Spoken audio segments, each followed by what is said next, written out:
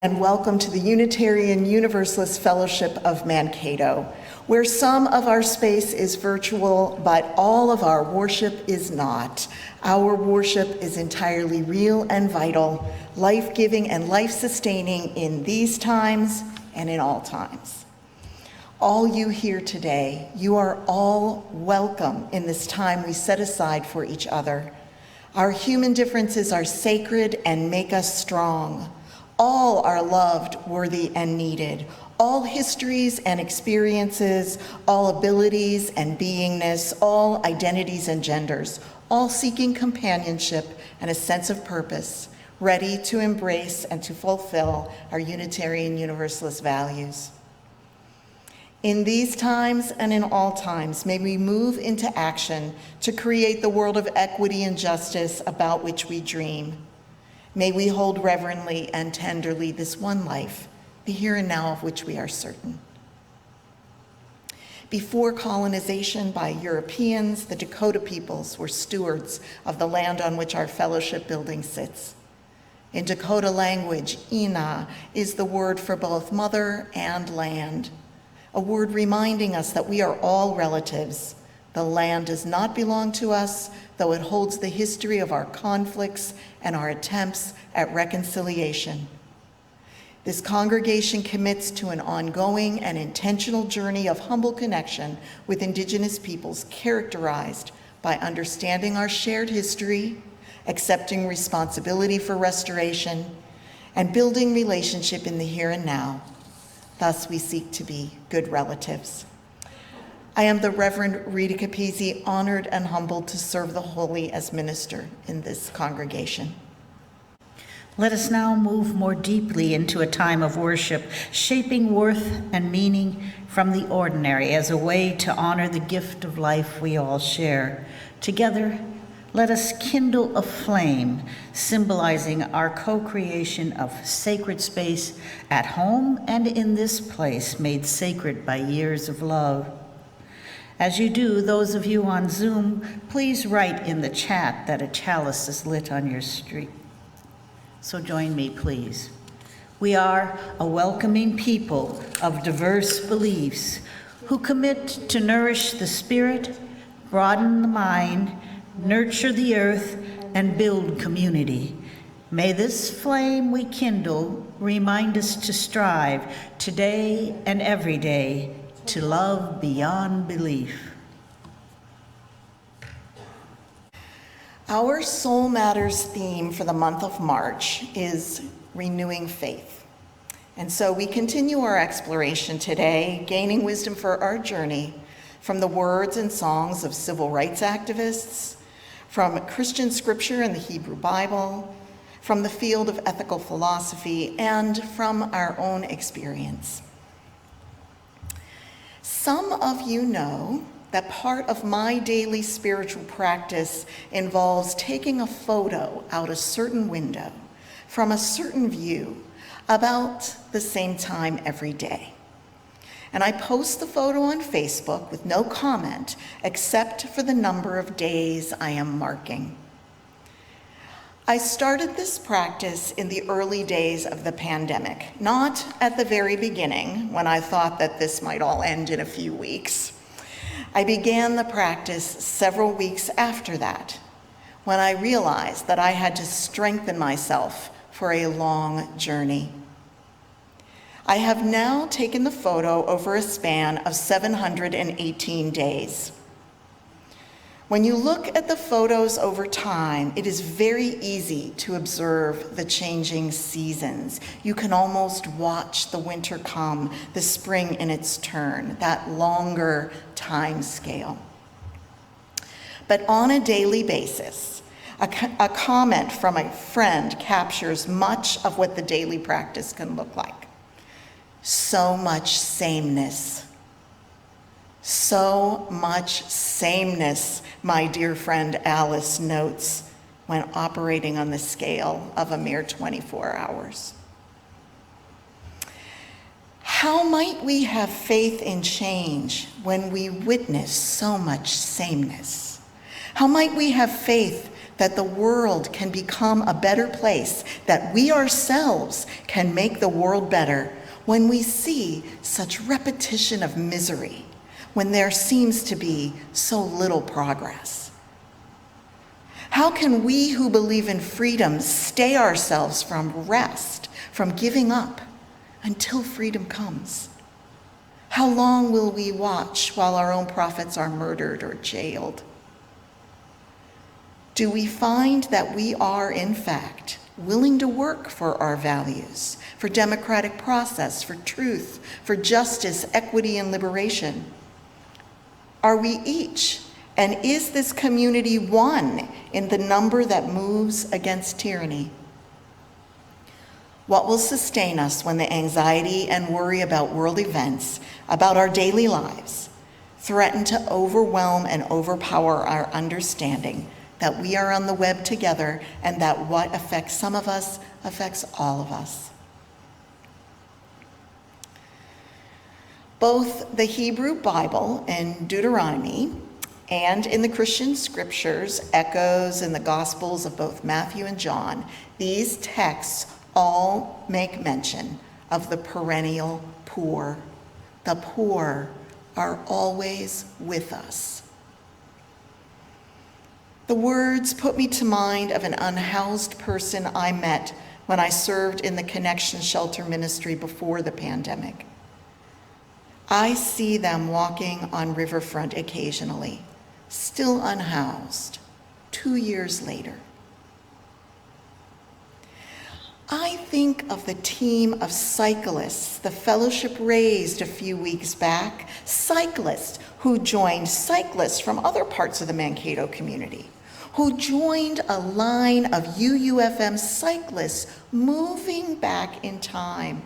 A group from 2021, from 2019, my first year in the area, the groups extending back still further in time. All these cyclists pedaling for affordable housing, which is still in such short supply, despite all the labor expended and money committed, despite the persistence of Partners for Housing and the School Sisters of Notre Dame and the efforts of developers and city officials. Somehow, even still, there is not enough affordable housing. I think of our current second collection recipient, another longtime recipient of the generosity of this congregation, Echo Food Shelf, and the need for supplemental food sources when people simply cannot earn enough to feed their families. This need never seems to decrease.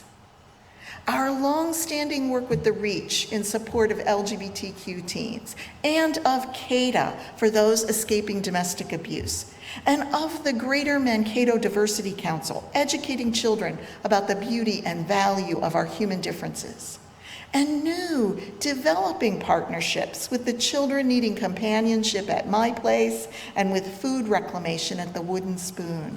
We, in this religious community, we have faithfully volunteered our time as individuals and in groups. We have raised considerable sums of money to make our immediate world better. And still, the work is not done.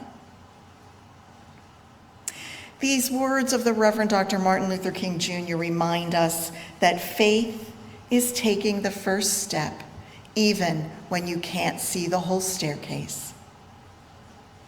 We as individuals and as a religious community, we have been taking steps, and we have seen some of the staircase. Long years working on the same steps persuade us of that staircase as nothing else will. But don't we witness so much sameness? Don't we long for the end of the staircase, that time when the injustices of poverty and ill treatment, of oppression and violence have come to an end, and we can rest on a landing opening up to a whole new world? I have longed for that I long for that. I want to sit under the shading tree planted by the great-grandparents. I want to worship in the completed cathedral, the work begun long ago by the faithful. I imagine that you do as well. But where is that tree? Where is that cathedral? Where is the arc bent in justice? Where is the end? Where does the staircase lead? Philosopher and ethicist Martha Nussbaum offers us some perspective on the meaning of staying on this staircase, even when it seems to have no end, even when lasting or ultimate change seems to elude us. If we are to be good and to do good, we have to prepare ourselves to be wounded by things we cannot prevent, by the reality that what we intend and what actually happens may not match up at all. She writes, "To be a good human being is to have a kind of openness to the world, an ability to trust uncertain things beyond your own control that can lead you to be shattered in very extreme circumstances for which you are not to blame. To live ethically, trying to make the world a better place, requires that we have faith, that we trust uncertainty and be willing to be vulnerable, that we accept our own hurt hearts and devastated feelings." Nussbaum writes that living ethically means being more like a plant than a jewel, something rather fragile, but whose very particular beauty is inseparable from its fragility. To stay on the staircase, we need to be willing to put our comfort, our certainty, our tranquility on the line. Of course, that is harder to do when you are less impacted by the conditions of injustice and oppression. Those most affected, well, they do not have the luxury of retreating from the work of resting. Here, Nussbaum says when the work becomes too much to bear, it is always possible to retreat into the thought, I'll live for my own comfort, my own revenge, my own anger, and I just won't be a member of society anymore. Those of us who can get off the steps, get off the staircase, we might decide that the effort to stay on it is just not worth it. The work of justice is simply too difficult and too empty of immediate reward. But Nussbaum says that really amounts to saying, I won't be a human being anymore.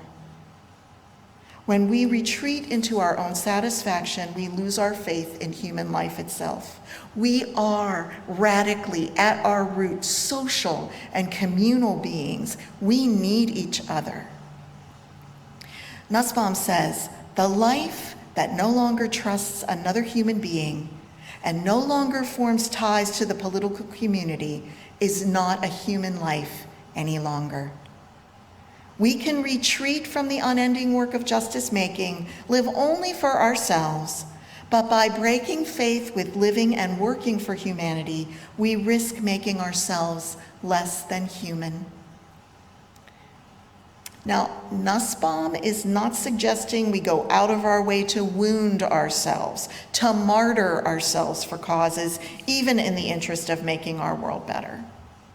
In her words, the lesson certainly is not to try to maximize conflict or to romanticize struggle and suffering, but it's rather that you should care about things in a way that makes it a possibility that tragedy will happen to you.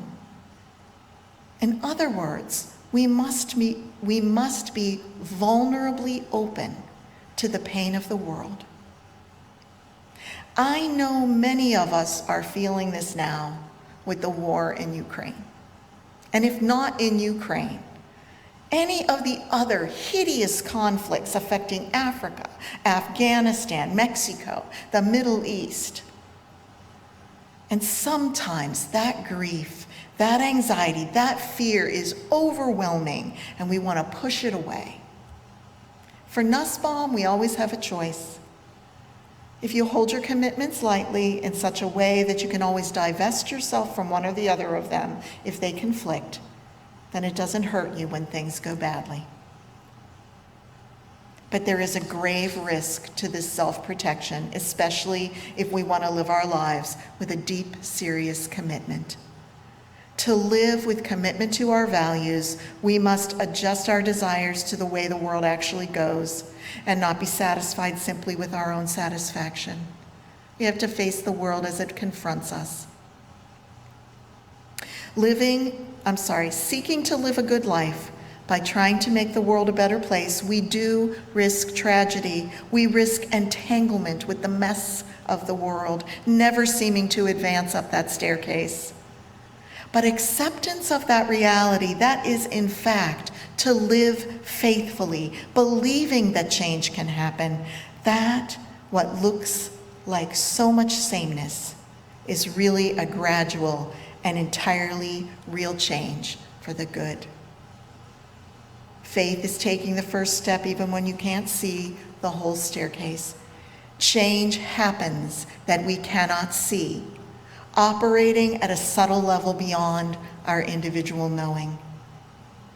Part of the change we make in the world is when we change ourselves, when we commit to faithfulness, when we find a way to give up our fear and anxiety, our expectations and requirements. What's going to happen? Will everything be okay? What can I do? As if life has ever made any promises of making sense or turning out the way we thought. As if we are not also actors in this still unfolding story. Most everything about living means embracing uncertain things beyond our control that can lead us to be shattered in very extreme circumstances. Yet change is visible when you look. A changed heart, a changed attitude toward life. Any of us, each of us, all of us, more fully living out our values of interdependence and interconnection. In this religious community, in this hour, we gather to surrender to this mystery, to release ourselves from the needing to know. We lean into the truth that we are all connected and we all deserve liberation. Change does come, even if it happens outside of the frame of a photo, even if it takes until the end of time.